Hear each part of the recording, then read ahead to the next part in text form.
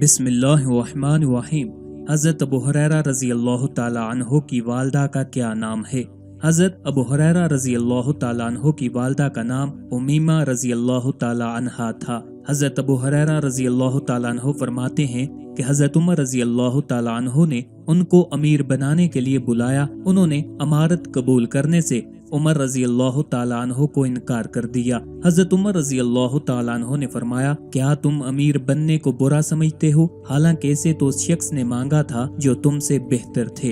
हज़रत अबू हुरैरा रज़ी अल्लाह ताला अन्हु ने कहा कि वो कौन है? हज़रत उमर रज़ी अल्लाह ताला अन्हु ने फरमाया, वो हज़रत यूसुफ बिन याकूब अलैहिस्सलाम हैं। हज़रत अबू हुरैरा रज़ी अल्लाह ताला अन्हु ने कहा कि हज़रत यूसुफ अलैहिस्सलाम खुद अल्लाह के नबी थे और अल्लाह के नबी के बेटे थे, उन्हें ऐसा करने का हक था। मैं तो उमीमा नामी औरत का बेटा अबू हुरैरा हूँ और अमीर बनने में मुझे 3 और 2 कुल 5 बातों का डर है।